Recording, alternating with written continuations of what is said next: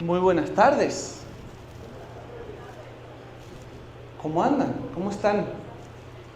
Hoy más tranquilos, un poquito más fresco. No, la lluviecita que cayó, no sé si cayó por aquí, pero por allá en Colorado Springs cayó esta piedra. Chiquita, no fue tan destructiva, pero cayó piedra sin llover de forma literal. Porque cayó primero piedra, después la lluvia. Así que eso ayudó a que se refrescara un poquito más el clima de hoy. Hoy está un poquito más agradable. Y agradecemos a Dios porque podemos estudiar su palabra, podemos venir a la casa de Dios. Ya estamos a la mitad de la semana, ya es miércoles. Así que es una alegría porque pronto viene el fin de semana. Viene el sábado donde podemos descansar de la rutina, del trabajo, de todo lo que hacemos durante la semana y de una forma más intencional podemos descansar en Jesús y disfrutar de la compañía también de los hermanos aquí en la iglesia.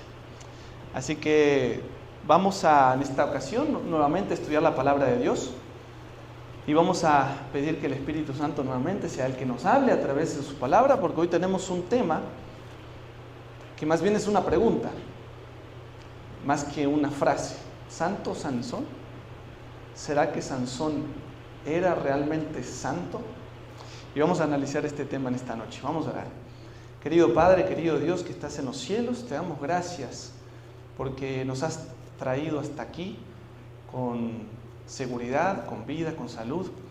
Y ahora que vamos a abrir tu palabra, queremos pedir que tú nos hables a través de ella y que podamos aprender, que nuestros corazones estén dispuestos y abiertos a recibir y poner en práctica lo que tú nos quieres decir. Lo pedimos y agradecemos en el nombre de Jesús. Amén.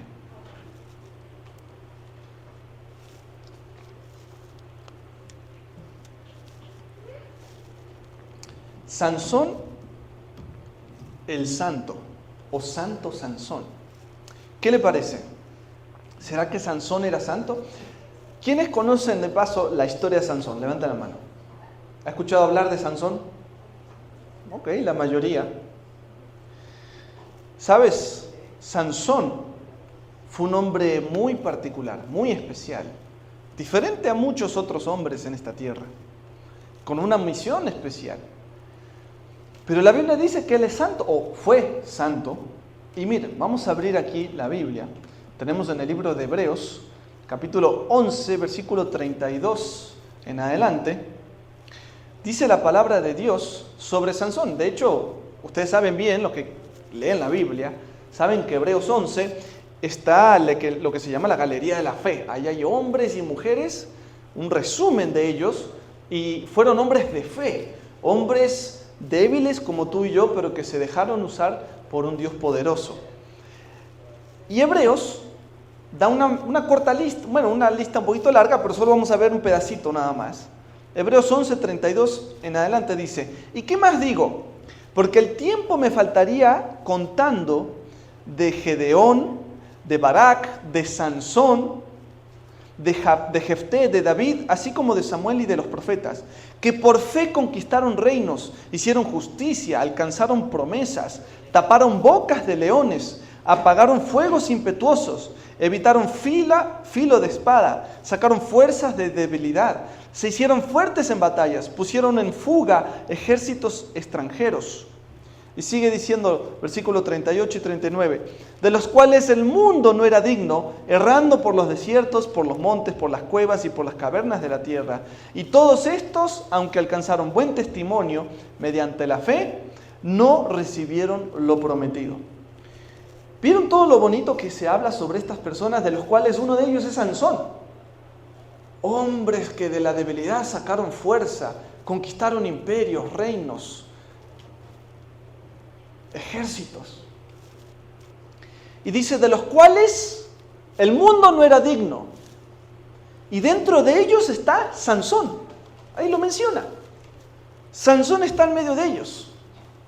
Y al final del versículo dice, todos estos, aunque alcanzaron buen testimonio, mediante la fe, no recibieron lo prometido. ¿Por qué? Porque lo prometido es la vida eterna. ¿Y por qué no lo recibieron? Porque todavía Jesús no vino por segunda vez. Ellos descansan en el Señor, murieron en su época y recibirán lo prometido cuando Jesús vuelva. como todos los demás. El mundo necesita de héroes. Y cuando miramos a la historia de Sansón, nos preguntamos, ¿quiénes son los héroes? ¿O quién es el héroe? Porque cuando tú ves esa galería de fe, pareciera que fuera una galería de héroes. Y cuando vas al mundo, ves el mundo que también es un mundo que necesita de héroes. Porque nos gustan los héroes. Nos gusta ver superhéroes. Personas que tienen poderes que no tenemos nosotros. Personas que vienen a salvar al bueno de la mano del malo. Y siempre está el villano y luego está el superhéroe bueno. Y nos gusta, nos atrae. ¿Quién no ha visto una película de superhéroes? Y más los jóvenes. O ha leído caricaturas de superhéroes. Porque el ser humano necesita de alguna forma un héroe. Y cuando vamos a la Biblia vemos esta lista de hombres y mujeres que pareciera que fueron héroes. Tremendos personajes que hicieron grandes cosas, inclusive hasta tuvieron ciertos poderes. Porque en el caso de Sansón fue el hombre más fuerte de la historia, físicamente. Claro, no porque la fuerza estaba solamente en él, en su físico, sino porque la fuerza de Jehová iba con él. Y él hizo cosas que ahora lo vamos a ver, tremendas, que a la estándar de hoy, si existiera ese hombre hoy, diríamos, ese es un superhéroe de verdad, de la vida real. Pero ¿cómo puede Sansón ser santo? Primera Pedro 1:16, como se leyó recién, dice, porque escrito está, sed santos porque yo soy santo. ¿Cómo puede ser entonces la vida de Sansón un ejemplo a seguir? Los que conocen la historia, igual vamos a repasarla, tú dirías, bueno, ¿será que porque Sansón de santo tenía muy poco? A los ojos humanos. Él hizo cosas que tal vez tú y yo nunca haríamos, cosas malas. Pero la Biblia dice que él fue santo, entonces, ¿puede ser que nuestra perspectiva de lo que es santo es lo que está equivocado? Porque para nosotros santo o santidad no es lo mismo para la Biblia. Vas a ver inclusive que la Biblia a veces habla de los santos. Y los santos no está hablando de personas perfectas, está hablando de personas cristianas, hijos de Dios. Si entre nosotros nos saludamos de santos, no estaría mal, porque somos hijos de Dios. Pero la sociedad en la que vivimos nos dice, oh, santo significa perfección, significa que no peca, significa que no hay mancha, no hay ningún defecto. Pero la Biblia me da otros parámetros. Por eso 1 Pedro dice, sed santos porque yo soy santos. Entonces, ¿será que tú eres un santo? ¿Será que tú y yo somos un santo? ¿Somos santos? Mire, nosotros estamos en nuestra cultura influenciados mucho por la mitología griega. Inclusive, el idioma español o castellano está influenciado por el griego. Está influenciado también por el árabe, porque sabía que el español no es un idioma original, o sea, no es un idioma madre. El latín, por ejemplo, es un idioma madre, porque del latín salieron muchos idiomas. Uno de ellos, el español que hablamos nosotros. Pero no, claro, sale del latín y la mayoría de lo que hablamos es muy parecido al latín. Pero hay muchas influencias porque va pasando el tiempo, van imperios viniendo especialmente en Europa, cambiando, conquistándose uno a los otros, y dependiendo qué imperio, qué idioma hablase, influía en el idioma del lugar. Y el español, quizás usted no lo sabía, un detalle, está influenciado inclusive por el árabe. Por ejemplo, si usted dice almohada, la palabra almohada es árabe. Otra palabra, por ejemplo, en árabe, ojalá. Alá, Dios quiera. Alá, ustedes lo habrán escuchado, los hermanos musulmanes dicen Alá, Alá, Alá es Dios. Y nosotros decimos Alá, ojalá. Eso es una palabra árabe, pero pensamos que es español, porque es nuestro idioma. Pero son influencias que se han carriado con los años, con los siglos. Y también tenemos el griego. El griego ha influenciado en nosotros. De hecho, todas las palabras que terminan con gia, como teología, es griega. especialmente lo que es el mundo de las ciencias o el mundo de la medicina, todo son palabras, la gran mayoría en griego. Historiografía, o sea, todo lo que termina en grafía, ía, ¿qué es teología? Estudio de la palabra de Dios. Teo es Dios en griego. Entonces, hasta el día de hoy, tú no te das cuenta tal vez, pero usamos palabras que son griegas. Ahora, no por eso vas a decir yo sé griego y vas a ir a Grecia queriendo hablar con todos los griegos, ¿no? Pero tenemos cierta influencia. Entonces, no solo nuestro idioma ha sido influenciado, sino que la cultura también ha sido influenciada. La forma en que pensamos y actuamos en nuestra cultura, no crea que se la inventó usted y yo. No crea que se la inventó nuestros países. Nuestros países también fueron influenciados por otros imperios más en la historia. Entonces, ¿qué pasa? Cuando hablamos de santidad y de lo que es santo, estamos influenciados por los griegos. Miren, los griegos tenían dos personajes, dos dioses, por así decirlo. Estaban el arete y el caquía. Una diosa representaba la virtud, los virtuosos. De ahí viene la palabra aristocracia, que significa los de la alta sociedad, los que no pecan, los que son en otro nivel. Decimos, uy, ese está en otro nivel. Los inteligentes, los sabios. Y ellos también tenían los caquía, que representaba la maldad. En otras palabras, representaba al pueblo común que falla, que nunca alcanza sus objetivos. O sea, la gente pobre, no solo pobre materialmente, sino pobre de tal vez de inteligencia. Eso eran los que se representaban por caquía. Pero los ricos, ¿no? Los sabios, esos eran los aristócratas. Esos eran los de la sociedad buena. Ellos sí alcanzaban sus metas, sus objetivos, sus planes, porque eran ricos y lo demostraban, ¿no? Hasta el día de hoy nosotros pensamos así. A veces vemos al rico y pensamos, no, ese está en otro nivel. Yo soy de otra categoría, ¿no? Y inconscientemente nos ponemos en diferentes niveles en nuestra cultura. Por ejemplo, miren, en la antigüedad los griegos, aquí tenemos un filósofo griego que se llamaba Diógenes. ¿Qué creía él con respecto a la santidad? Era griego y ellos tenían su interpretación de lo que era santo.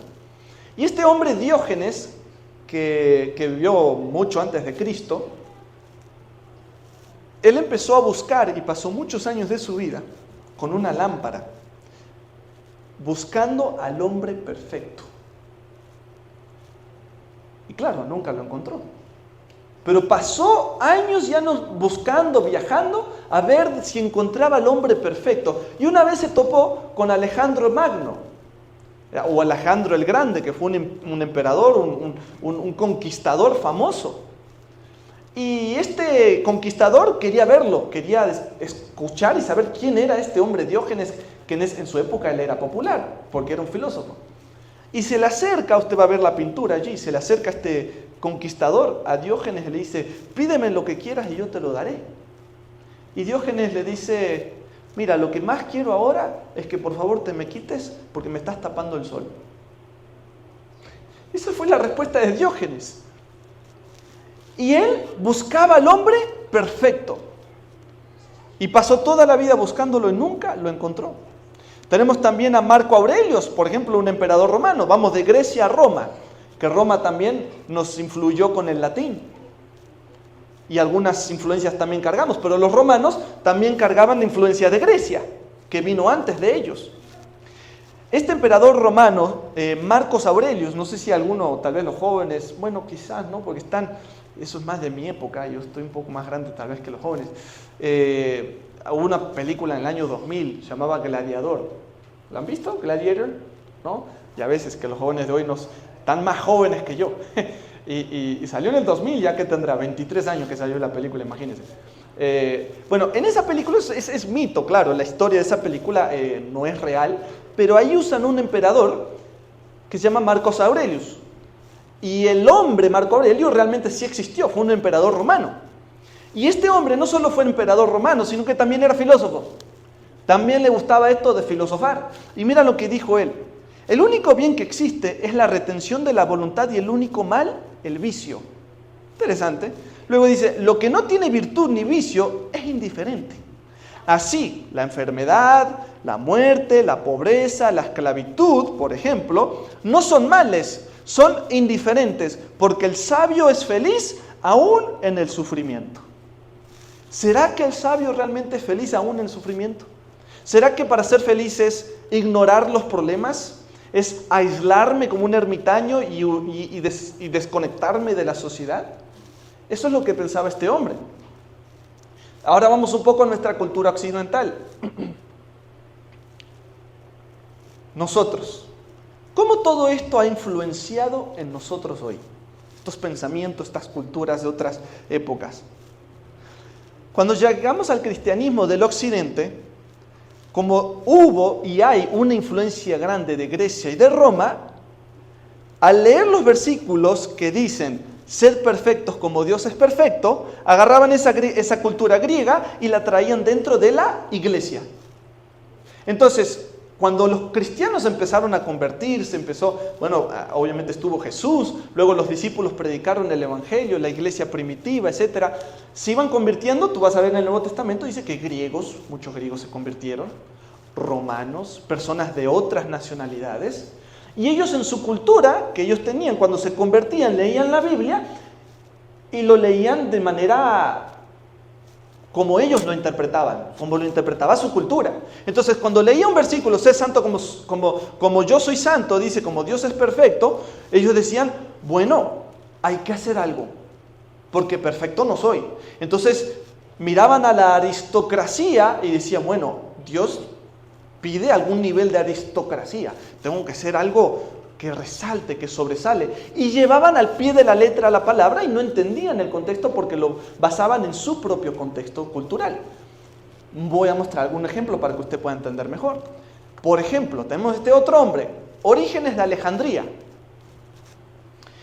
Él agarró el libro de Mateo, capítulo 19, versículo 12, que dice: hay eunucos que asimismo se hicieron eunucos por causa del reino de los cielos. ¿Y sabe qué hizo este hombre? Lo agarró literal al versículo. Y él tenía una atracción, era medio mujeriego, le gustaban mucho las mujeres y lo sexual. Entonces, ¿sabes qué hizo? Se castró. Porque dice, muchos se hicieron, dice, hay eunucos que asimismo se hicieron eunucos por causa del reino de los cielos. Agarró literal el versículo y dijo, bueno, mi tentación es lo sexual, mejor me castro y me hago eunuco. Porque los eunucos se creían que eran personas castradas, ¿ok? No sé, entienden castrado, ¿verdad? No tengo que explicarlo, y él se castró para no pecar. Hubo otro hombre, tenemos Santo Antón, que él agarró el versículo de Mateo 10:25, que dice, más fácil es pasar un camello por el ojo de una aguja que entrar un rico en el reino de Dios. Entonces él agarró, dijo, abandono toda riqueza y se hizo pobre. Porque dijo, no, es difícil que el rico se meta, entra al reino de Dios. Entonces vivió una vida de extrema pobreza, porque llevó literal el versículo y no entendió la enseñanza. Tenemos este otro hombre, Pacomio. Él agarró el libro de Juan, capítulo 17, versículo 15, que dice, no ruego que los quites del mundo, sino que los guardes del mal. Entonces, para él probar que era santo, hizo una casa arriba de un pilar alto. Para él, dice, para yo no pecar y no ver las mujeres o ver las tentaciones, entonces se construyó una casita en unos pilares altísimos y vivió su vida ahí arriba. ¿Y sabe cómo comía? Le llevaban comida a través de una cuerda y le subían la comida y le bajaban. Porque él decía, si yo estoy lejos de la sociedad, por encima de lo terrenal y carnal, no voy a pecar, voy a ser un santo. Todo por interpretar ese versículo basado en su cosmovisión, en su entendimiento de su cultura, en vez de entender el texto basado a lo que Jesús realmente estaba queriendo decir. Hoy en día tenemos este tipo de personas, por ejemplo, que también quieren ser santos. En su entendimiento, en su religión, en su cultura, se visten de una forma diferente a la sociedad, hacen cosas diferentes, hacen grandes ayunos. Unos de ellos sostienen una mano así, hace ayuno y sostiene la mano por días y no la quiere bajar, porque él considera que eso, hacer sacrificios físicos, es mostrar que son hombres santos, Hombres diferentes a la sociedad y que son especiales. También tenemos aquí en Estados Unidos, inclusive, este tipo de personas. Que ellos creen que para ser santo te tienes que vestir diferente, tienes que vivir diferente y actuar diferente. Entonces ellos viven a su manera porque ellos consideran que Dios se agrada y los trata o los ve como santos si ellos se visten y actúan de esas formas. Tenemos también a estos hermanos que ellos creen que para agradar a Dios se tienen que vestir de negro. Ellos creen que vestirse mucho de negro agrada a Dios. Y si agrada a Dios, entonces yo soy un hombre santo, un hombre diferente a los demás. Y cuando camino, todo el mundo se da cuenta porque hasta tengo mi sombrero y mis trenzas. O sea, siempre resaltándose de los demás. Porque ellos buscan ser santos. Tenemos estas otras personas de otras culturas, otra religión, que ellos creen que si la mujer se tapa el rostro y se tapa toda, agrada a Dios. Que Dios se agrada si la mujer se esconde detrás de un velo. Y no solo un velo en el pelo, sino también en el rostro. Y para ellos es algo natural, aunque tú y yo diríamos, oh, wow, sería algo terrible para nosotros. Pero para ellos creen que están adorando a Dios y que están agradando a Dios. Porque al final, todas esas personas que hemos visto solo buscaban agradar a Dios. Solo buscan ser santos, ser diferente. Por eso puse allí, todos creen agradar a Dios. Y al final, ¿qué es lo que Dios quiere? ¿Qué significa ser santo? ¿Qué significa agradar a Dios? ¿Qué es lo que Dios espera de mí para llamarme santo y ponerme en la galería de los hombres y mujeres de la fe? Muchas veces pensamos que para ser santo, ser cristiano, tengo que ir en contra de la corriente de todo el mundo. Se cree que ser cristiano es ir en contramano del mundo completamente. Cuando muchas veces lo único que Dios quiere es que seamos diferentes. Que seamos una luz, no que me aparte del mundo, sino que dentro del mundo yo sea la diferencia y radie luz a las otras personas. Dios nos dice, vete a la montaña a vivir con un ermitaño para alejarte del pecado y la sociedad y quédate ahí para siempre. No, Dios quiere que tú seas una luz también en los lugares donde hay gente que también necesitan de Jesús. Entonces, el problema está que el cristiano ya no quiere ser diferente. Quiere ser uno más de la multitud, uno más en la sociedad. Y el cristiano no fue llamado a ser una más. En inglés, muchachos, dice, we're not called to fit in, we're called to be different. Y hoy en día, ¿qué te enseñan? Oh, I want to fit in, yo quiero ser parte, quiero ser uno más. Porque ser diferente es causa de bullying, es que me critiquen, es que se burlen de mí. Entonces ser diferente no me gusta. Pero Dios me llamó a ser diferente, no de una forma rara, sino de la forma correcta. Porque lo que está mal es la sociedad, no el cristiano.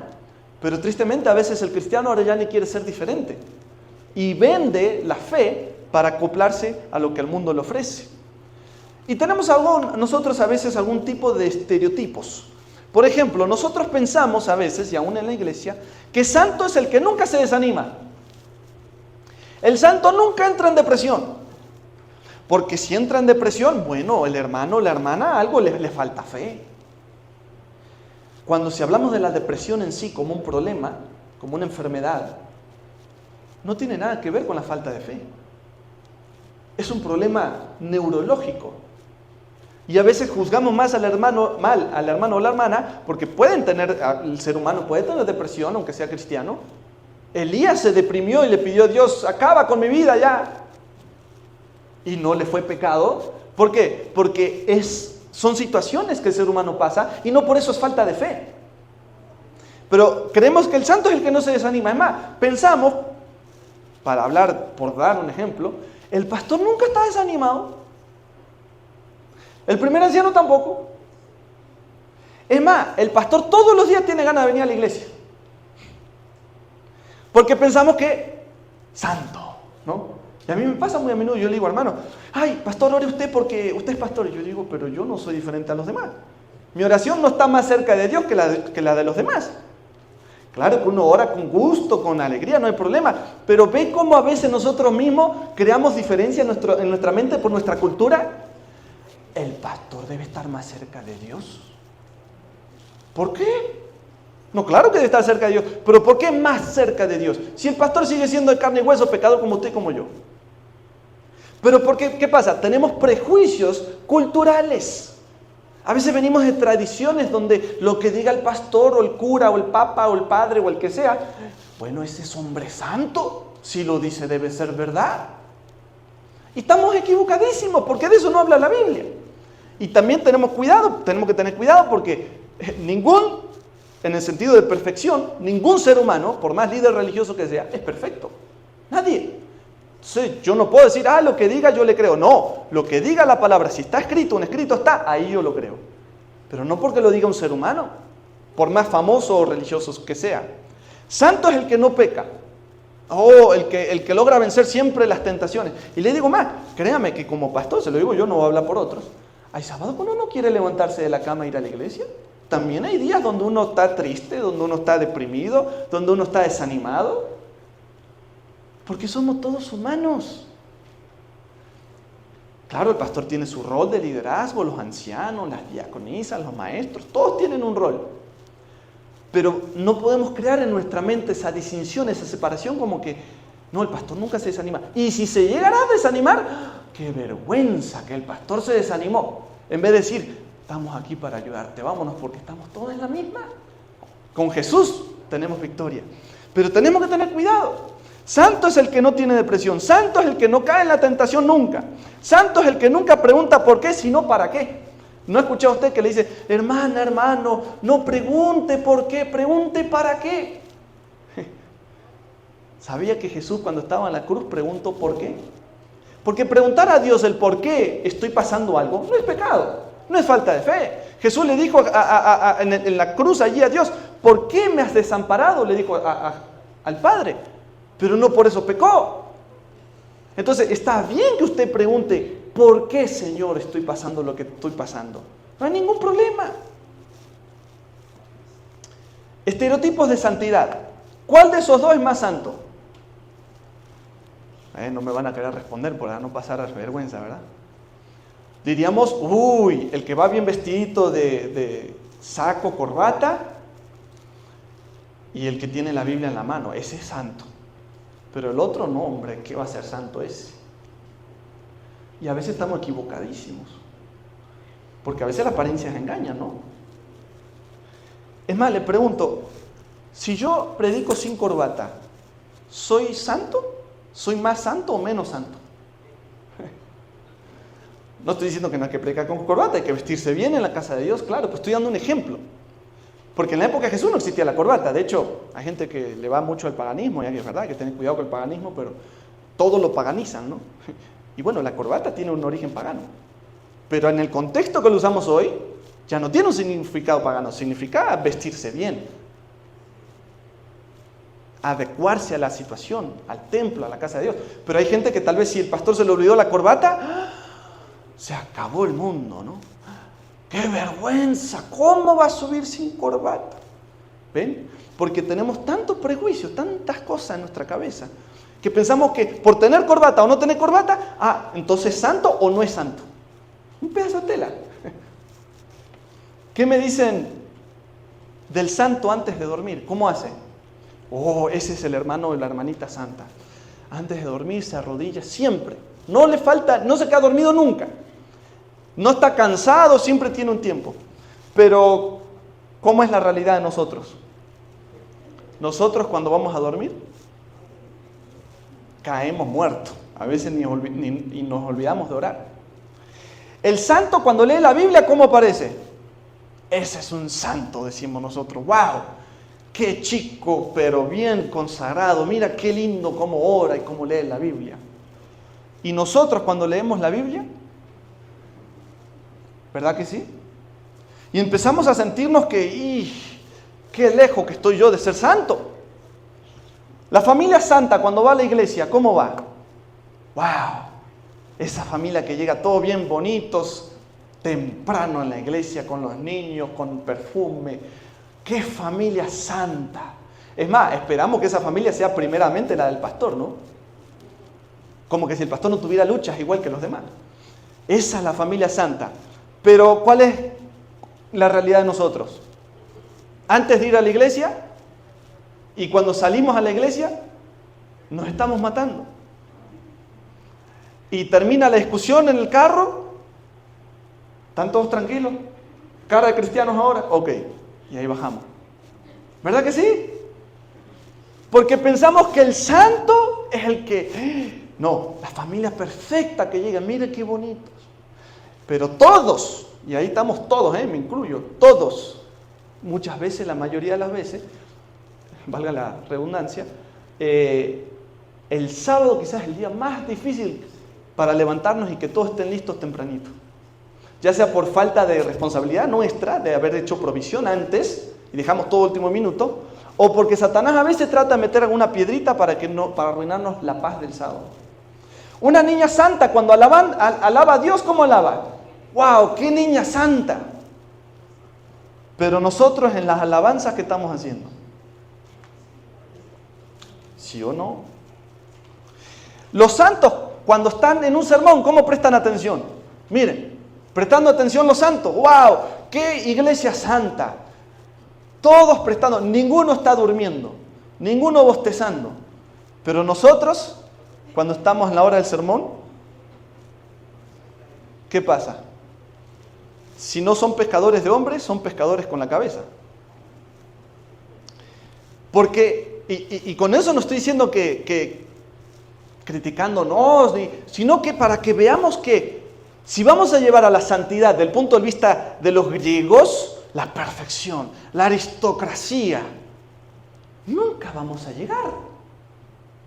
Y a veces juzgamos a los demás que tal vez pinta o aparenta ser un poquito el hermanito o la hermanita más santa que yo y digo, ay, yo no, ay, el hermano es un santo varón. Y nos comparamos y siempre sentimos pena, nos sentimos vergonzosos de nosotros mismos. Cuando hay vigilia, ¿el santo qué hace? Yes, vigilia, amén. No veía la hora que viniera una vigilia. Y es más, si es posible que sea hasta las 6 de la mañana. Amén. Ese es el santo según nosotros. Pero nosotros cuando nos hablan de vigilia, vigilia otra vez. Es más, en este país ni siquiera es vigilia. Porque lo hacemos hasta las 10 de la noche, máximo. Eso no es vigilia. Vigilia es estar vigilando toda la noche.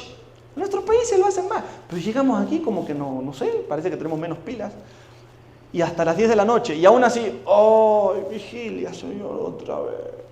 Y pasan los testimonios y allá andamos pescando, ¿no? Y si tengo hambre, no, ya me voy. ¿Qué pasa cuando pasa todo esto? Empezamos a dejar la espiritualidad.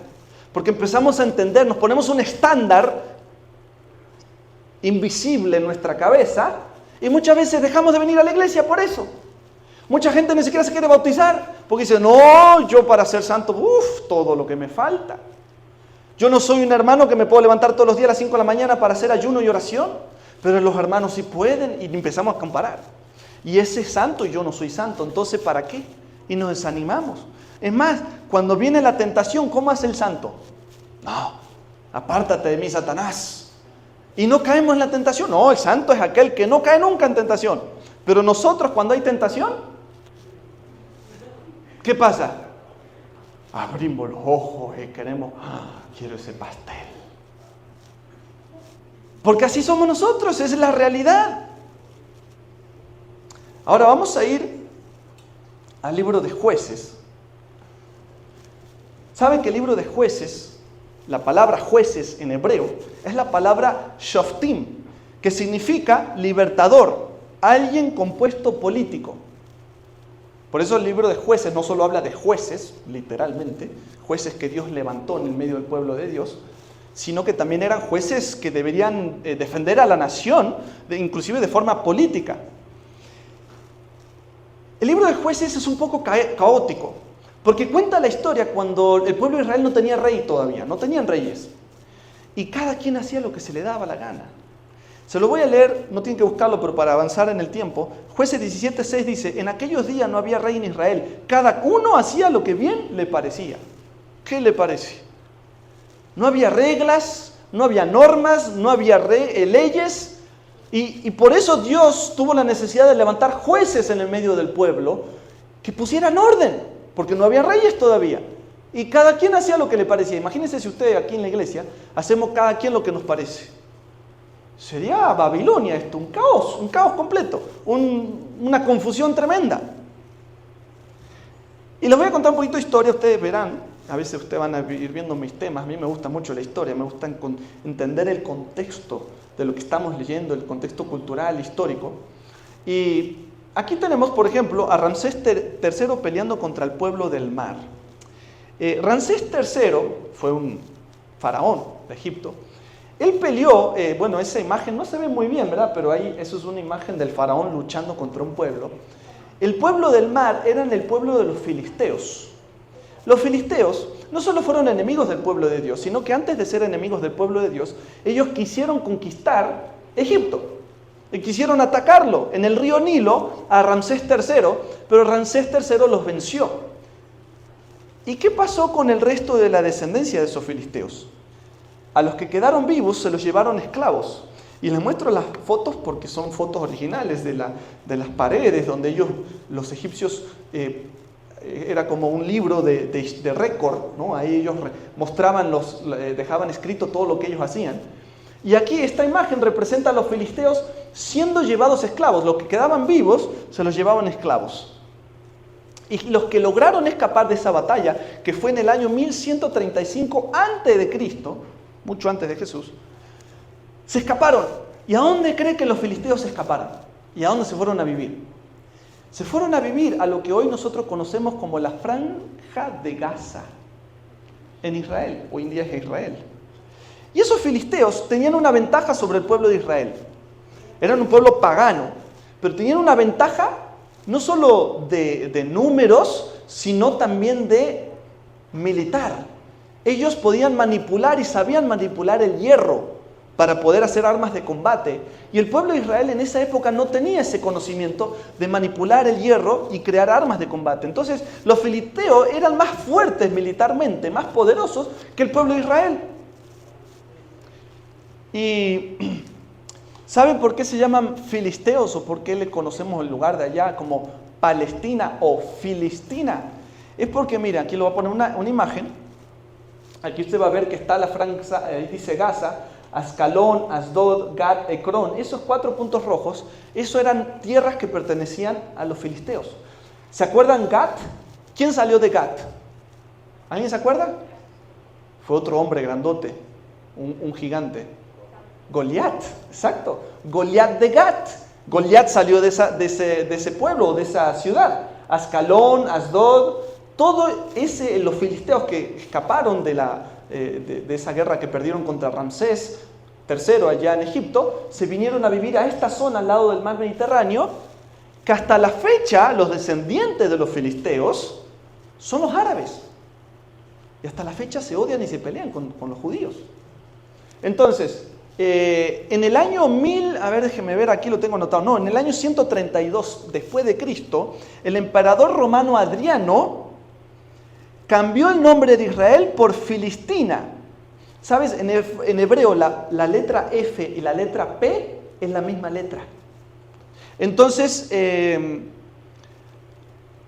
hasta el día de hoy los palestinos pelean contra los israelitas. ¿Por qué? Porque este emperador romano Adriano, él cambió el nombre de Israel por Filistina, que es lo mismo que Palestina, que es lo mismo que los filisteos. ¿Ves? Está todo relacionado, ¿no? Por eso a veces decimos la tierra de Israel, decimos la tierra de Palestina, decimos, ¿no?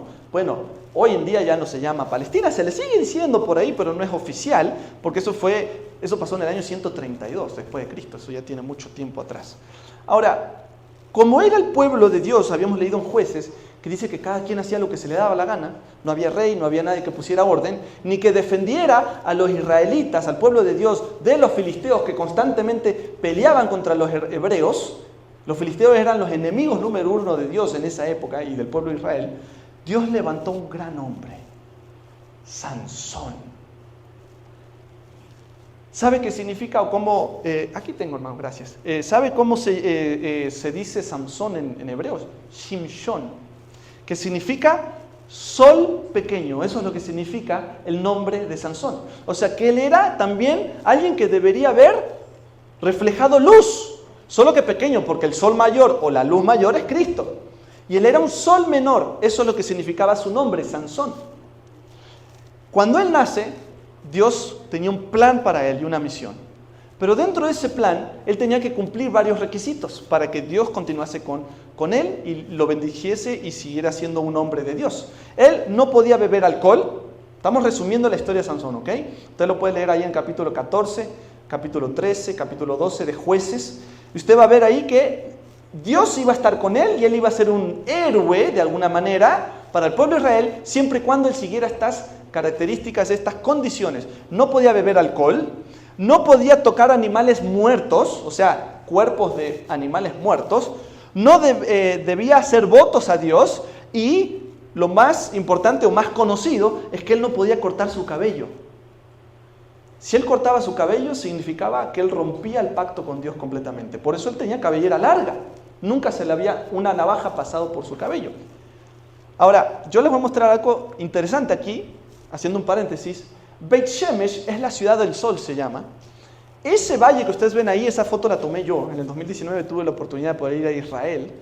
Y ese valle es donde Sansón caminaba para ir a ver a las mujeres filisteas. Una de ellas, Dalila, conocida en la historia. Bueno, y ese lugar podemos ir a ver. Usted ve que es como una montaña. Bueno, pero entre la montaña y esta hay un valle. Bueno, en ese valle se llama la ciudad del sol, porque cuando se pone el sol, mira, yo estaba sacando la foto, el sol alumbra el valle de una forma, o sea, el ángulo del sol es precioso. Es muy bonito la naturaleza ahí. Y se calcula que el pueblo o donde nació Sansón fue a un lado, ven la montaña ahí, a mano derecha hay unos edificios ya ahí. Bueno, a mano derecha ahí han encontrado en la arqueología lo que era la ciudad donde nació Sansón, o el pueblo donde nació Sansón. Entonces, Sansón, ese era como quien dice el barrio, ¿no? Y a mí me gusta a veces, mira, ahí tienen otra foto. A mí me gusta a veces mostrar a la gente para que vea ya, en vez de imaginarse cómo será el lugar, ya ustedes pueden ver más o menos cómo era el valle donde Sansón caminaba. Iba y venía para ver a las filisteas, tristemente. Y donde él se crió. En la antigüedad inclusive ahí había leones. Hoy en día ya no hay leones ahí. Ya se extinguieron de esa parte. Están en África, en otras partes. Pero antes, hace 2500, 3000 años atrás, había leones, había otros animales ahí. Entonces, aquí creo que hay otra imagen más amplia de cómo es el lugar y el valle. Ahora hay construcciones, claro, han pasado los años, claro, y hay otras cosas. Pero el valle todavía está allí donde Sansón vivió. Entonces vamos al libro de Jueces, capítulo 13, versículo 1. Dice lo siguiente, miren lo que pasó. Jueces 13:1 dice: los hijos de Israel volvieron a hacer lo malo ante los ojos de Jehová. Porque eso, ¿qué pasaba? ¿Por qué los filisteos también atacaban y muchas veces hacían daño al pueblo de Israel? Porque el pueblo de Israel, ¿qué decía antes? Cada quien hacía lo que le parecía. Y nunca faltaba gente que adoraba ídolos.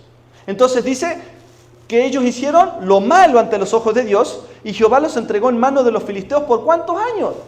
Por 40 años ellos padecieron con los filisteos.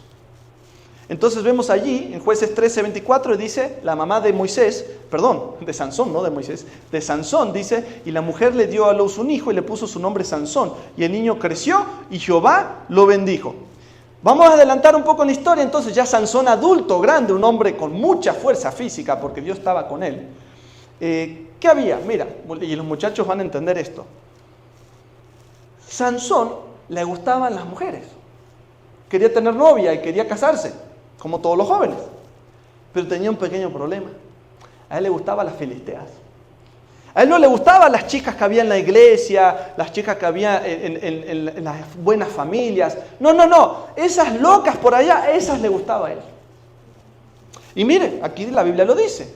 Aquí en Jueces 14, 3 y 4. Dice: y su padre y su madre le dijeron, porque él quería buscar, le pidió a los papás: ¿saben qué? Vamos a buscar una mujer para mí. Dice: no hay mujer entre las hijas de tus hermanos, ni en todo nuestro pueblo, para que vayas tú a tomar mujer de los filisteos incircuncisos. Y Sansón respondió a su padre: tómame esta por mujer porque ella me agrada. Una chica que ya le gustaba, una chica ya del mundo, que no era cristiana.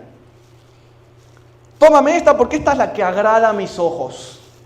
Y luego dice, mas su padre y su madre no sabían que esto venía de Jehová, porque él buscaba ocasión contra los filisteos, pues en aquel tiempo los filisteos dominaban sobre Israel. Ahora, esa expresión dice que su padre y su madre no sabían que esto venía de Jehová. No significa que Dios puso en su corazón a Sansón de que buscara una filistea. No. Es importante que uno debe estudiar el contexto, inclusive el idioma, para poder comprender lo que está traducido allí. Porque tú lo lees rápido y dirás, Jehová como que manipuló la situación, porque el plan de Dios era que estuviera con una filistea. No, a eso no se refiere. ¿Qué se está refiriendo allí la frase? Que a pesar de las malas decisiones que Sansón iba a tomar, y estaba tomando, Dios en su providencia iba a sacar una bendición de esa situación. Y usted y yo lo podemos testificar, porque cuántas veces de maldiciones y malas decisiones que nosotros tomamos, Dios saca una bendición de eso. Si nos entregamos a Él, ¿qué pasa? De lo malo y el desastre que hacemos como seres humanos, Dios de eso logra sacar siempre una bendición si estamos dispuestos a aceptar su voluntad. Eso es lo que se refiere esa frase. Entonces, este muchacho, Sansón, un hombre consagrado que Dios lo había llamado, como lo llamó a Moisés, lo llamó a Abraham, a José, a tantos personajes en la Biblia, Sansón era uno. Y el muchacho dice, no, los papás, ahí está también el tema de los padres, flojos, que cedieron a la petición del hijo. Los papás le dijeron, pero ¿no tienes hijas? ¿No tienes chicas lindas en la iglesia? No, yo quiero la de afuera. Bueno, y ahí agacharon la cabeza y mimaron demasiado a Sansón. No fueron firmes con él. Y esa mujer no es Dalila. Él primero le gustó a una mujer, la Biblia no dice cuál es el nombre. Pero antes de Dalila, él se casó con una mujer, filistea, de la cual estamos hablando aquí. Entonces dice, bueno, agradó a los ojos. ¿Y sabe qué pasó también? En el camino, cuando iban allá a buscar a la muchacha que él le agradaba, Sansón encuentra un león, se topa con un león que lo quiso atacar, Sansón lo mata. Conocemos tal vez esa historia. Sansón mata a un león, le rompe la quijada, imagínate la fuerza que tenía ese hombre, porque Dios estaba con él, y lo muere, y se mata, se muere.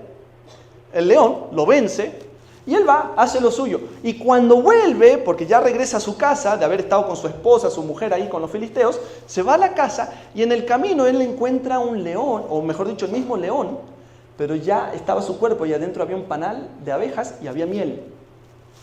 Mira lo que dice aquí Jueces 14:6. Hablando del león, dice, y vino el espíritu sobre Sansón, el espíritu de Jehová, quien despedazó al león como quien despedaza un cabrito sin tener nada en su mano, no declaró ni a su padre ni a su madre lo que había hecho. Entonces, ¿qué pasa? Cuando vuelve él, sus papás no sabían nada, él agarra de ese león que él mató, saca la miel, come un poco, y después que él se encuentra con los papás, les da también de comer a ellos. Eso dice la Biblia.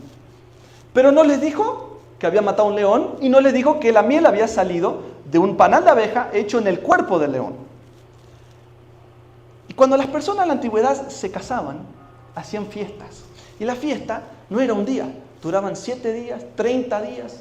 Y en este caso, la fiesta entre Sansón y esta filistea duró 30 días. ¿Y saben qué hizo Sansón? Sansón el santo, no se olvide de eso, el Sansón santo. En Jueces 14:10 dice, vino pues su padre a donde estaba la mujer y Sansón hizo allí banquete, porque así solían hacer los jóvenes. ¿Sabes qué hizo Sansón en ese banquete cuando se casó? Estuvo con su mujer, con los amigos. ¿Usted qué cree? ¿Que hizo un banquete cristiano? No, porque él estaba con los filisteos. Un banquete donde había cerveza, alcohol, cosas que él ya venía rompiendo. Mira, ¿te acuerdas que él no podía tocar cuerpos de animales muertos? Ya tocó el animal león. Primer error, no debía tomar bebidas alcohólicas. Segundo error, ese jarro que ustedes ven ahí, la arqueología los han encontrado, son jarros de cerveza. ¿Sabe de hecho quiénes inventaron la cerveza? Los filisteos. Usted no vaya a decir, no, la de mi país, Tecate, Modelo. No. Eso alguien ya lo inventó. La cerveza no viene ni de Estados Unidos ni de América. La cerveza viene de imperios antiguos como los filisteos, que ya sabían manipular la cebada y crear la cerveza. Y esos jarros que ustedes ven ahí eran jarros usados para cervezas en fiesta de los filisteos. Así que muy probablemente Sansón usó ese tipo de jarros para emborracharse. Segundo error. Ahora, ¿Qué pasó después? Le cuento, se lo resumo. En la plena fiesta le habían dado 30 hombres para que estuvieran con él. Y perdón, aclaro algo, la fiesta fue 7 días, no fue 30 días. 30 fueron los hombres que estuvieron con él en la fiesta. Amigos, pero la fiesta duró 7 días. Y como él ya había encontrado el panal de abeja en el cuerpo de león, le hizo una adivinanza a los varones que estaban ahí.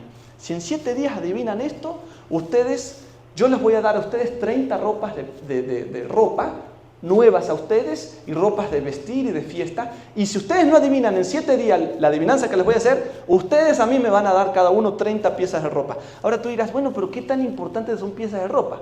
En la antigüedad, le explico, no existía Walmart, no existía Burlington, no existía la Ross, no existía el TJ Maxx, no existía la Mall, no existía nada de eso. La gente tenía máximo 2 mudas de ropa. Un rey podía llegar a tener un poco más, pero la persona común y corriente, máximo 2 mudas de ropa. Antes no era así que vas a la tienda y te compras una camisa, así de fácil. Entonces, que te dieran 30 piezas de ropa, eso era de ricos. Eso era un banquete, eso era un tesoro. Y él hizo ese trato y los varones dijeron, ok, trato hecho. ¿Y saben cuál fue la adivinanza que le hizo? Se lo voy a leer aquí. La adivinanza, se lo voy a leer aquí un poquito más arriba, les dijo básicamente, bueno, no la encuentro allí, pero la adivinanza fue relacionada al panal de abeja. Y ellos nunca iban a poder adivinar esta adivinanza, porque ellos no sabían lo que él había hecho. Que de la fuerza salió dulzura, algo así iba la adivinanza. Y ellos no sabían, y pasaban los días. ¿Y qué hicieron los hombres? Agarraron a la mujer de Sansón y la empezaron a manipular. Le dijeron, si tú no manipulas a tu esposo para que nos cuente cuál es la adivinanza, la respuesta, vamos a quemarte a ti, a tu papá y a toda tu casa. Y la mujer dice que empezó a llorarle a Sansón. Cuéntame. Y Sansón le dijo, ni a mis papás les he dicho cuál es la adivinanza, te lo voy a decir a ti. Está todo escrito ahí en el libro de Jueces. Y ella le lloró, hasta que el hombre, su punto débil eran las mujeres. Y cuidado de andar juzgando a Sansón, porque hasta el día del hombre, el punto débil de Adán fue la mujer. Hasta la fecha, el punto débil del hombre muchas veces es la mujer. El punto débil de Eva fue el que me endulzaron el oído, ¿no? Y hasta la fecha, una muchacha, por más feo que sea el hombre, si sabe endulzarle el oído, a veces la muchacha cae. Ya ve, porque son 2 pecados que le pasó a Adán y Eva y hasta la fecha son cosas que nos afectan a nosotros hoy. Y este hombre, pasan los días, esta mujer va y le cuenta a los hombres cuál era la respuesta. Entonces, antes que se acabara el 7º día, le dice, ¿han podido adivinar? Claro que sí. Y le dieron la respuesta. Cuando Sansón ve que había sido manipulado y que hicieron trampa para adivinar esa respuesta, se enojó. Y mira al hombre santo Sansón, mira lo que hizo. ¡Ja! Vamos al libro, aquí en la próxima imagen, Jueces capítulo 14, versículo 19. Se enojó Sansón. Y bueno, él quedó endeudado, ¿no? Él tenía que conseguir 30 piezas de ropa ahora, para poder pagar el trato que él había hecho, ¿verdad? ¿Y de dónde sacó él las 30 piezas de ropa? Fue al mall a comprarle y decirle, bueno, muchachos. Él más bien les dijo, si no hubiera sido porque manipularon a mi esposo, ustedes nunca hubieran entendido o haber dado la respuesta correcta a mi adivinanza. Y en Jueces 14, 19 dice, y el Espíritu de Jehová vino sobre él, cuando él salió enojado de esa fiesta, y descendió a Ascalón. ¿Vieron el mapa? Ascalón era otra de las ciudades de los filisteos. Y mató a 30 hombres de ellos, y tomando sus despojos, dio las mudas de vestidos a los que habían explicado el enigma. Y encendido en enojo, se volvió a la casa de su padre. Mira el santo Sansón. Dijo, bueno, me hicieron trampa y les debo 30 piezas de ropa. Ya vengo. Se fue a otra ciudad de los filisteos, mató a 30 hombres, le sacó la ropa y volvió y dijo, aquí están. Y se volvió para la casa. Oye, qué santo, ¿no? Qué hombre de fe. Está en el libro de Hechos, capítulo 11. ¡Wow! Miren, me gusta un poco la arqueología también, miren. Ese sello, eso es una evidencia para que vean que la historia de Sansón es real, no es un mito, como lo que inventan en las películas. No, no, esto es verdad. Esto es un sello que se encontró en la arqueología, es un sello chiquito, donde hay un hombre y un león. Adivine de quién es. ¿A quién representa? A Sansón. Porque encima está datado ese sello. Se encontró donde, inclusive en Beit Shemesh, en el valle donde vivía Sansón. Y está datado de 1100 años antes de Cristo, que fue más o menos en la época que vivió Sansón. Para que vean que fuera de la Biblia hay cosas que también confirman que la Biblia, todo lo que cuenta, es real. Fue una historia verdadera. ¿Qué hizo después Sansón? Mira, cuando él vuelve a la casa del padre, ¿qué hace el suegro de él con la mujer? Se la regaló a su mejor amigo. Eso sigue diciendo la Biblia ahí. Y él se fue a la casa del padre, se olvidó. Pero un día quiso volver, dijo, bueno, me voy a acostar con mi mujer, vuelvo para allá, vamos a estar con mi esposa. Y cuando vuelve se entera que el suegro le dice, no puedes pasar. Porque yo no sabía, yo pensé que la habías abandonado. Pero mira, ¿acaso mi hija menor no es más bonita? Tómate la menor, porque a la tuya ya se la dio un amigo. Ay. Y Sansón otra vez se enojó y dijo, de esta vez no soy culpable si algún mal le hago a los filisteos. ¿Y sabe qué hizo? Ahí está la imagen. Jueces 15:3 dice, entonces Sansón les dijo, sin culpa seré esta vez respecto a los filisteos si mal hiciere. Agarró zorras, la Biblia dice que fueron 300. Yo no sé cuánto tiempo le llevó a agarrar 300 zorras, se ve que había mucho más animales en esa época, y les prendió fuego en la cola, o en el rabo, y los tiró por todo el campo y la agricultura de los filisteos. Miren, hermanos, esto era grave. Hoy en día sería grave, pero en esa época era mucho más grave, porque no existía una tienda, un supermercado donde ir a comprar comida. Ellos dependían de la agricultura 100% para poder comer y sobrevivir. Si había mala cosecha o si se quemaba, se morían de hambre. Era como agarrar las cuentas del banco de ellos y robarle todo el dinero. Les quemó toda la cosecha. Y los filisteos dijeron, ¿quién hizo esto? Un tal Sansón por allá. Santo, pobre hombre santo. Un tal Sansón por allá. ¿Ellos qué hicieron? Para vengarse, agarraron a la esposa de Sansón y al papá y los quemaron y destruyeron toda su casa, los filisteos. Entonces Sansón queda viudo y sigue la venganza. Entonces Sansón huye a unas cavernas y en medio de las cavernas, mira, aquí les muestro otra imagen. Jueces 15:6, miren, volviendo un poquito a la historia, dice que los filisteos le preguntaron al papá de Sansón, ¿quién hizo esto? Perdón, no al papá, al suegro de Sansón. Y les contestaron, Sansón, el yerno de Timnateo, porque le quitó su mujer y la dio a su compañero. Y vinieron los filisteos y la quemaron a ella y a su padre. Tremendo. Entonces, Sansón se va, como quien dice, de retiro a unas cavernas y llegan el pueblo de Israel con 300 hombres. Y dice, Sansón, ¿por qué nos haces esto y creas cada vez más enemistad entre los filisteos y nosotros? Te tenemos que llevar a ellos. Y él le dice, ¿me llevan? Si me prometen de que no me van a matar. No te vamos a matar, solo te vamos a amarrar y te vamos a llevar a comparecer ante los filisteos. Y dice que lo ataron con hilos nuevos, unas sogas nuevas, posiblemente muy fuertes, y Sansón accedió y se fue. Solo que cuando salen los filisteos en el camino, ¿qué hace Sansón? Se caen, la Biblia dice que esas sogas se cayeron como paja quemada.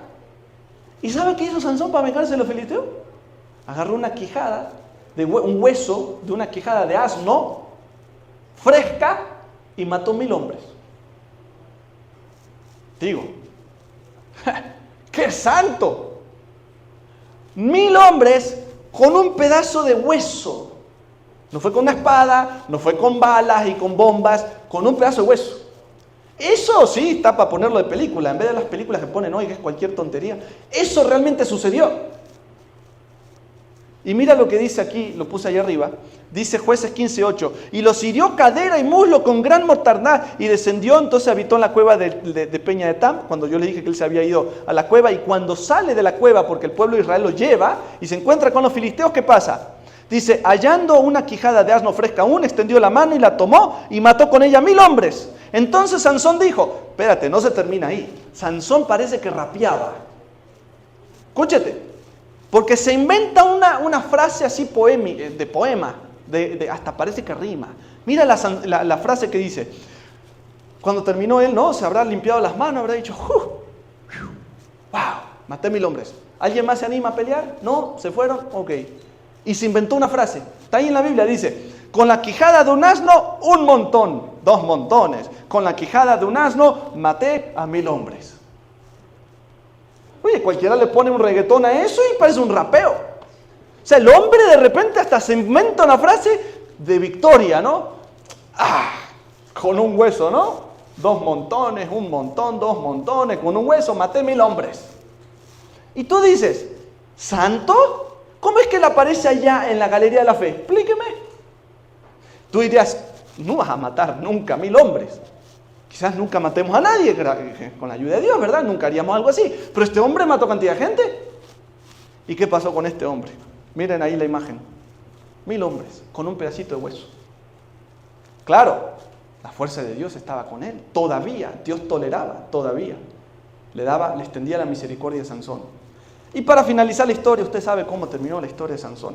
Como el hombre estaba viudo, dijo, necesito otra mujer. ¿Y dónde la buscó? ¿En la iglesia? Otra vez a los filisteos. Ay, que esas son las bonitas. Y a veces los jóvenes piensan que las muchachas bonitas son las de allá, ¿no? Las que te van a llevar por mal camino. Porque nosotros miramos lo físico solamente. Y Satanás sabe cómo disfrazar a una mujer para hacerte caer en tentación. Y este hombre hacía lo mismo. Y él se topó con esta mujer, que sí la Biblia dice que se llamaba Dalila. Jueces 16:4 dice, después de esto aconteció que se enamoró de una mujer en el valle de Sorek, la cual se llamaba Dalila. ¿Qué significa Dalila en hebreo? Noche delicada. Dalaila. Laila es noche. Si usted quiere decir buenas noches en hebreo, diga Laila Tov. Tov es bueno, Laila es noche, Laila Tov. Y de Laila, noche delicada. Y mire que el contraste, cómo el yugo desigual estaba aún en sus nombres, porque Dalila significaba noche delicada y Sansón el sol pequeño. Noche, día. Oscuridad, luz.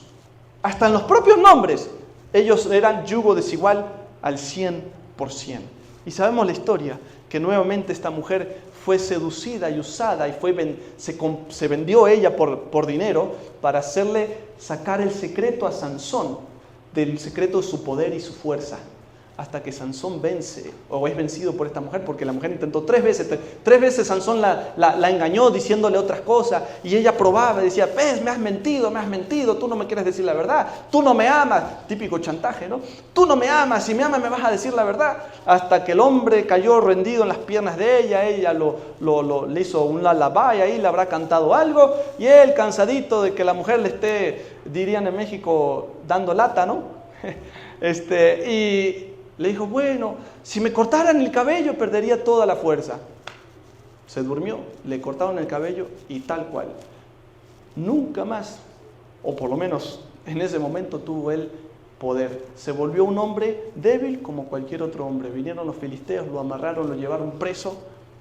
Él quiso desatarse y se dio cuenta que ya era demasiado tarde, se dio cuenta que la mujer lo había engañado. Nuevamente Satanás lo había vencido a través de una mujer y no pudo hacer nada. Lo llevan preso y ¿sabe qué también lo ponen a hacer? Le sacan los 2 ojos y lo agarran a trabajar en molinos. En los molinos en la antigüedad eran jalados por animales. Quizás hasta la fecha, ¿no? Algunos ranchos por allá jalan y es una piedra pesadísima que va pisando, a veces puede ser granos, y lo pusieron a trabajar. Y un día los filisteos adoraban al dios Dagón. Dios Dagón era el dios mayor de ellos, era como su supremo ídolo, obviamente pagano. Y fueron al templo de Dagón, donde se reunieron todos los generales, la gente importante de los filisteos, miles de personas, y sacaron a Sansón afuera. Dijeron, ¿saben qué? Saquen a Sansón para burlarnos de él, pongámoslo en el medio.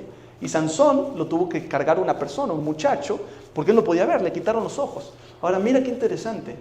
Antes Sansón caía por los ojos. Eso agrada a mis ojos, yo quiero la filistea, y agarraba. Dios tuvo que permitir que le quitaran los ojos para que recién ahí estando ciego pueda ver su condición caótica, pecaminosa en la que él se encontraba. Solo ahí él pudo ser un hombre santo, porque él reconoció sus pecados, pudo mirarse a sí mismo y dejar de mirar hacia afuera, y pudo reconocer el grave error que él había cometido, porque había roto el pacto con Dios al permitir que le cortaran el pelo. Había tomado alcohol, había tocado cuerpos muertos de animales y había permitido que se le cortara el cabello. Sansón le dice al muchacho, él estaba ciego, ponme entre medio de las dos columnas principales del templo. El muchacho ni sospechó, ¿verdad? Sí, claro.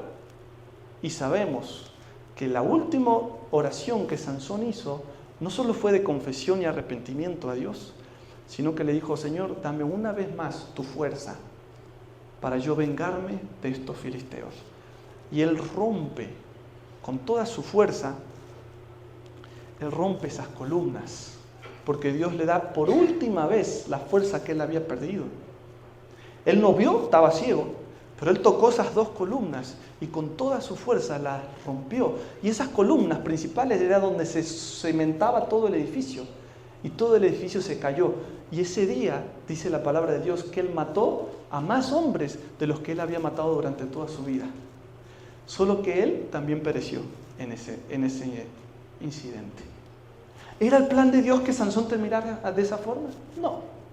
Dios quería tener una vida exitosa para Sansón y para su pueblo. Pero aún así Dios manifiesta su misericordia, aún en los últimos momentos, cuando un hijo de Dios se arrepiente. Y Sansón pereció, vengándose de los filisteos, pero pereció también junto con los filisteos.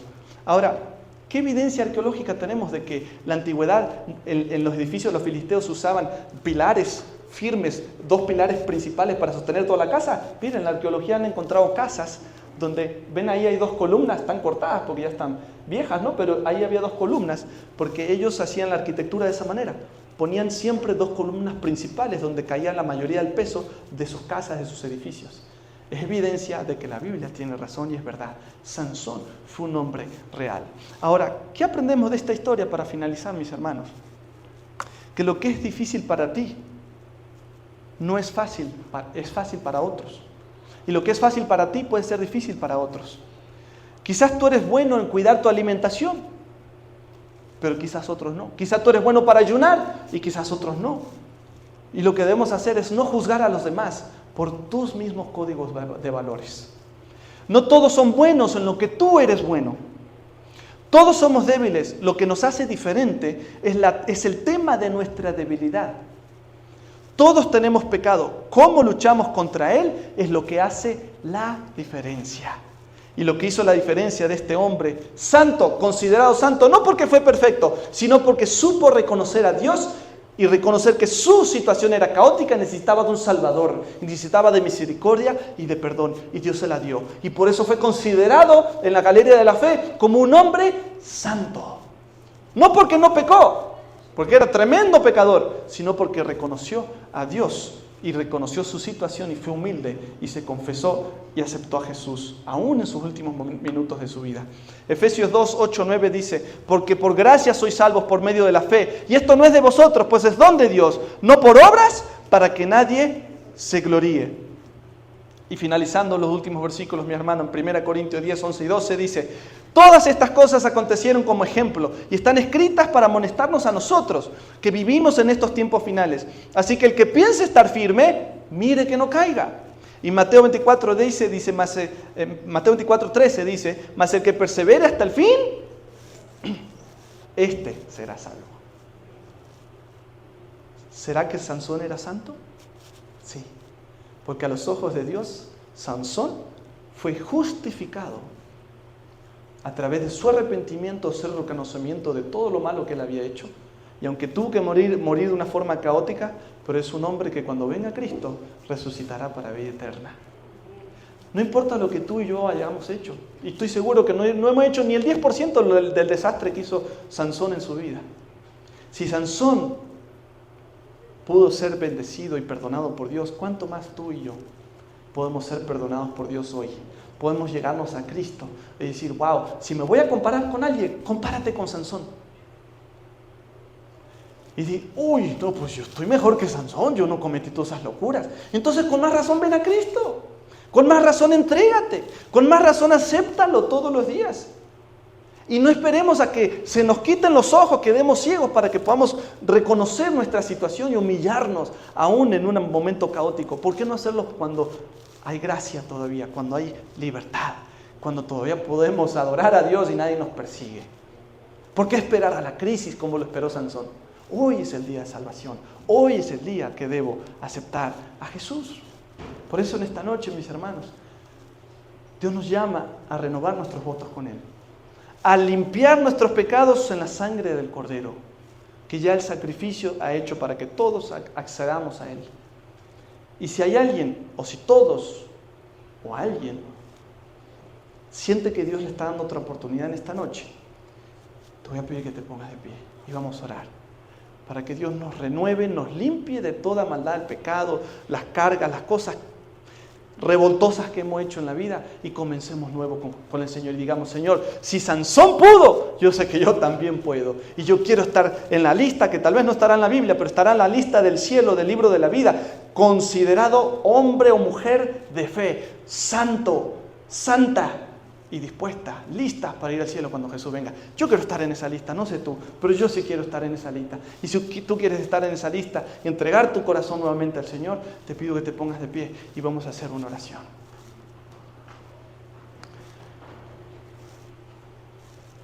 Vamos a orar. Querido Padre, querido Dios, gracias porque a través de esta historia tan impactante como la vida de Sansón, podemos mirarnos a nosotros y decir, wow, Señor, si Sansón pudo, a pesar de todas las locuras que él hizo, yo sé que yo también puedo, porque la salvación está para todos, la misericordia está para todos.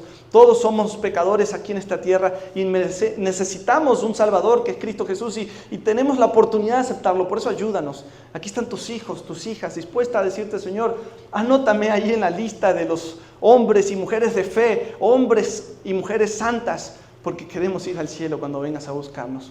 Recíbelo, Señor, en tu trono de gracia y que en esta noche esta decisión que estamos tomando públicamente al ponernos de pie, no por presión ni por lo que dirán los demás, sino porque verdaderamente te amamos, Señor, que esta decisión permanezca para siempre, que sea una decisión que tomemos todos los días y si tenemos que vivir o morir, que sepamos que somos de Cristo, somos de Jesús y pronto vendrás a buscarnos y nos podremos encontrar con Sansón, podremos encontrarnos con todos esos hombres y mujeres de fe. Pero lo más importante, podemos encontrarnos con Jesús cara a cara. Por eso, Señor, que esta decisión que tomamos hoy sea para siempre. Que tú la tomes y la anotes allí en el cielo para que seamos parte de esa lista de hombres de fe y mujeres de valor. Que no porque eran perfectos o somos perfectos, sino porque en tus ojos, cuando nos arrepentimos, somos justificados y somos hallados santos. Gracias, Padre, por escucharnos. Gracias por darnos una nueva oportunidad. Tráenos nuevamente el día de mañana para seguir adorando y alabando tu nombre y escuchando tu palabra. Lo pedimos y agradecemos en el nombre de Jesús. Amén.